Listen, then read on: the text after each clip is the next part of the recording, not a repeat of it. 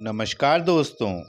हमारे मन में कई बार यह प्रश्न उठता है कि भगवान तो स्वयं अन्नदाता हैं, तो हम भगवान को भोजन का भोग क्यों लगाते हैं, जबकि भगवान तो उस भोजन के भोग में से कुछ भी ग्रहण नहीं करते हैं।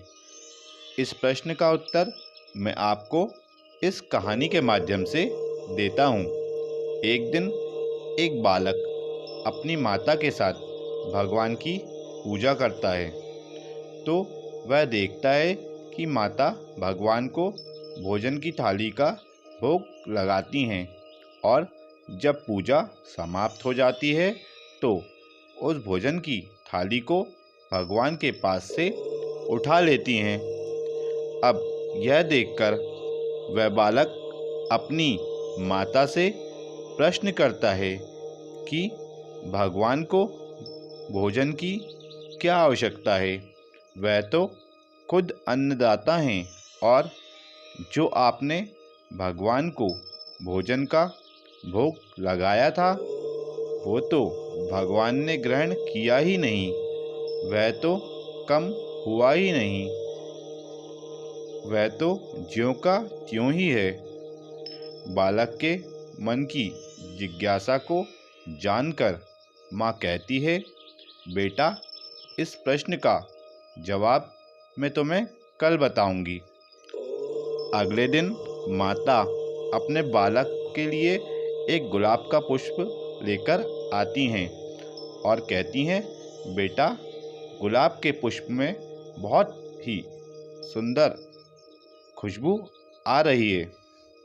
तो बालक भी उस गुलाब के पुष्प की खुशबू को सूंघकर कहता है, हाँ माता, इसमें से बहुत ही अच्छी खुशबू आ रही है।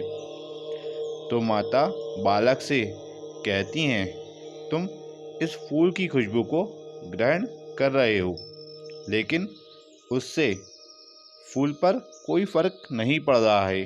ना तो वह अपना रंग बदल रहा है, ना तो उसका आकार कम हो रहा है। उसी प्रकार जब कल हमने भगवान को भोजन का भोग लगाया था तो भगवान ने भोजन की सुगंध को ग्रहण किया, क्योंकि वह भगवान भोजन के नहीं भाव के भूखे होते हैं। अब यह बात सुनकर बालक के मन में एक नई जिज्ञासा जागती है। वह अपनी माता से प्रश्न करता है कि माता, जब भगवान भोजन की भूखे नहीं हैं, उन्हें भोजन की आवश्यकता नहीं है, तो उन्हें भोजन का भोग क्यों लगाते हैं।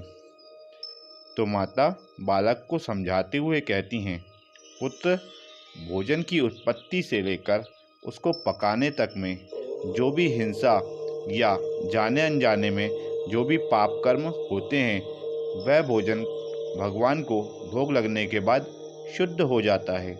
इसलिए भगवान को भोजन का भोग लगाया जाता है। माता की बातें सुनकर बालक के मन की जिज्ञासा समाप्त हो जाती है। उसको समझ में आ जाता है कि भगवान को भोग क्यों लगाया जाता है। उम्मीद है आप लोगों की भी मन की जिज्ञासा शांत